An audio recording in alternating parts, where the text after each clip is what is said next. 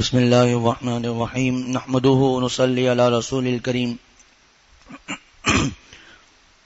اما بعد فاعوذ باللہ من الشیطان الرجیم بسم اللہ الرحمن الرحیم یا ایہا الذین آمنوا لا تتخذوا بطانة من دونکم لا یألونکم خبالا ودوا ما عنتم قد بدت البغضاء من أفواههم وما تخفي صدورهم أكبر قد بينا لكم الآيات إن كنتم تعقلون. سورہ آل عمران کی آیت نمبر 118 کی ابھی تلاوت کی گئی ہے. الحمدللہ آج ہمارے تخصص کے طلباء جن کا گزشتہ ہفتے امتحان ہوا تھا آج ان کا نتیجہ ہے اور اس میں ہمارے استاد محترم حضرت مفتی محمد نعیم صاحب دامت برکاتہم کا بیان ہوگا. تو ناغے سے بچنے کے لیے حضرت والد صاحب دامت برکاتہم حضرت استاد محترم کا حکم ہوا کہ جو آیت گزشتہ درس میں بیان ہو چکی ہے اسی کا ترجمہ اور مختصر باتیں کر دی جائیں.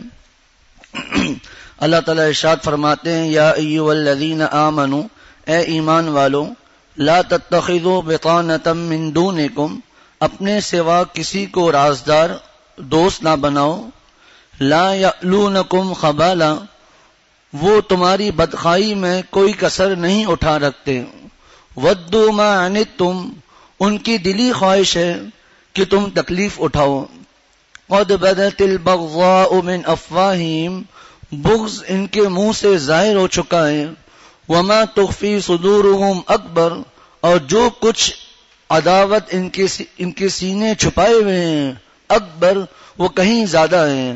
قد بینا لکم الآیات ان کنتم تعقلون ہم علامات تمہارے سامنے ظاہر کر چکے ہیں ان کنتم تعقلون اگر تم عقل رکھتے ہو.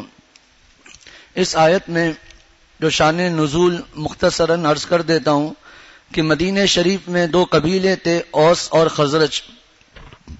ان کی یہود کے ساتھ ایک دوستانہ تعلق تھا. قبیلے در قبیلوں کی آپس میں دوستیاں تھیں انفرادی طور پر آپس میں دوستیاں تھیں.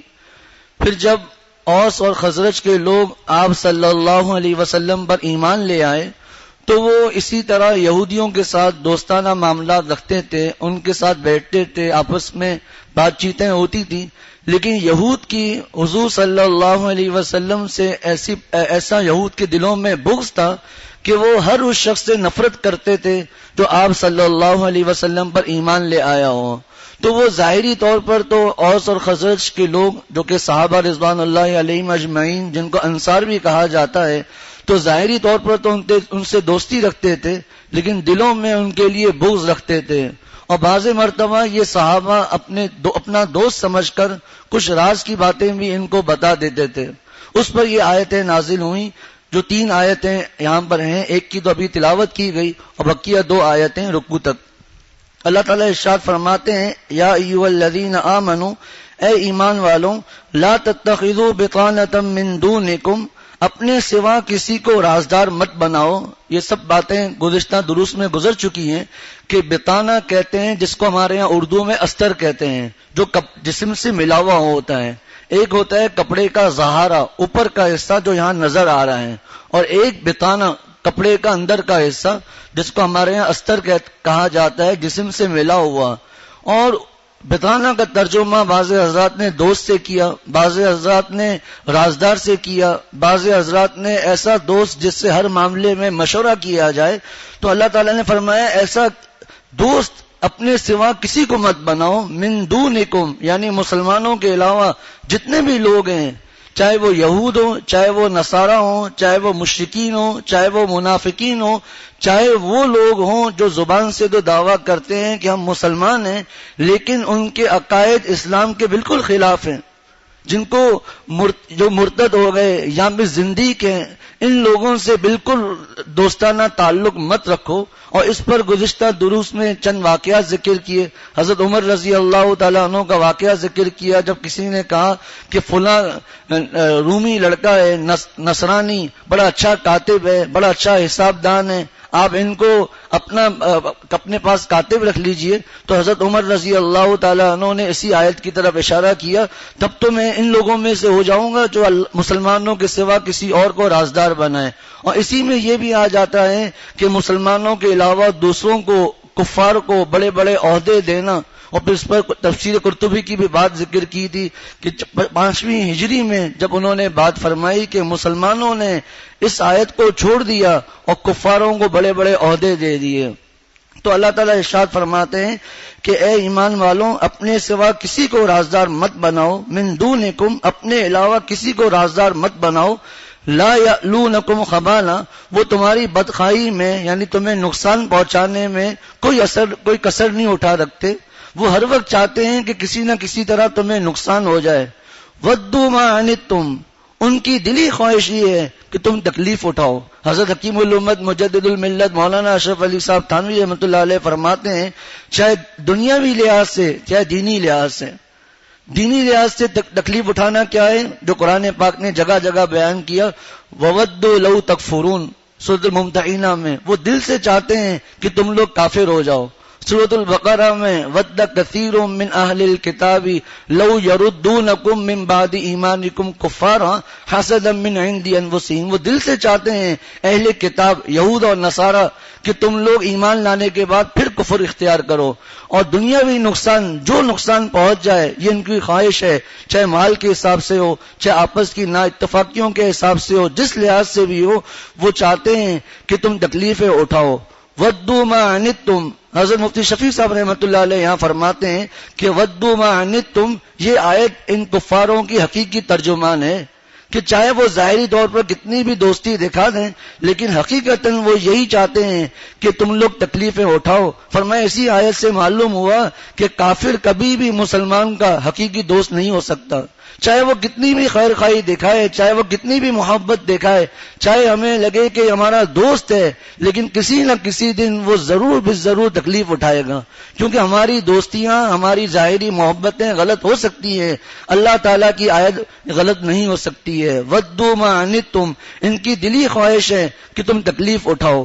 آگے اللہ تعالیٰ ارشاد فرماتے ہیں قد بدت البغضاء من افواہہم، بغض ان کے منہ سے ظاہر ہو چکا ہے، یعنی یہ تم سے اتنی نفرت کرتے ہیں، کتنا بھی اپنے آپ کو روکنا چاہیں لیکن کبھی کبھار ان کے منہ سے تمہارے لیے جو بغض ہے، جو عداوت ہے، ضرور ظاہر ہو کر رہے گی.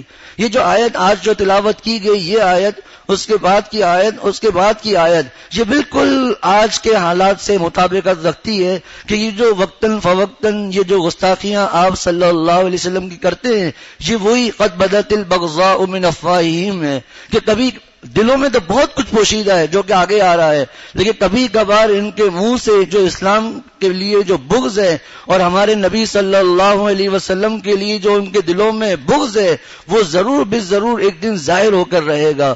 قد بدت البغضاء من افواہہم، بغض ان کے منہ سے ظاہر ہو چکا ہے. حضرت حکیم الامت تھانوی فرماتے ہیں کہ کوئی شخص اپنے دل میں کسی کے لیے بغض رکھے تو چاہے وہ اپنے آپ کو کتنا بھی سنبھالنا چاہے، لیکن ایک وقت ایسا آتا ہے کہ اس کے منہ سے وہ برائی ظاہر ہو ہی جاتی ہے.